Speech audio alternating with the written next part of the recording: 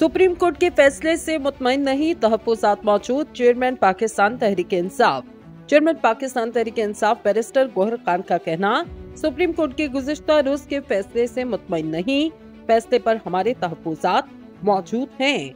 Media से गुफ्तगू करते हुए बैरिस्टर गौहर खान का कहना था, सुप्रीम कोर्ट के फैसले का एहतराम करते, लेकिन हम इस फैसले से मुतमईन नहीं।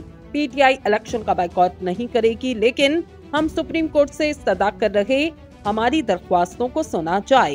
इनका कहना था, हमारी इस्तदा DROs और ROs free and fair election करवाएं, लेकिन जिन DCs ने MPOs के ऑर्डर किए वो कैसे इलेक्शन साफ और शफाफ करवाएंगे।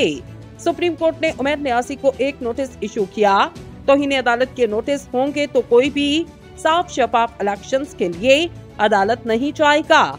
इन्होंने कहा कि बानी पाकिस्तान तहरीक इंसाफ इमरान खान के ट्रायल जेल में करवाए जा रहे ताकि दबाव बढ़े और समझौता हो, लेकिन बानी PTI समझौता नहीं करेंगे।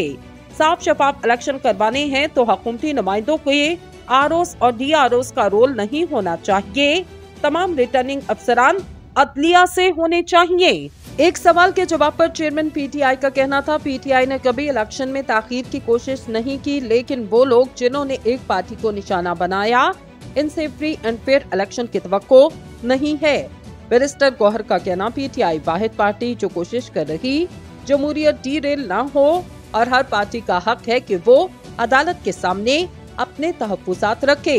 याद रहे, गुज़िश्ता रोज सुप्रीम कोर्ट के लाहौर हाई कोर्ट के इलेक्शन कमीशन की जानिब से RO और DROs की तैनाती से मुतल्लिक फैसले को कलअदम करार देते हुए कल ही इलेक्शन शेड्यूल जारी करने का हुक्म दिया गया, जिसके बाद इलेक्शन कमीशन ने गुज़िश्ता रोज 8 फरवरी 2024 को होने वाले इंतखाबात का शेड्यूल बाकायदा तौर पर जारी कर दिया।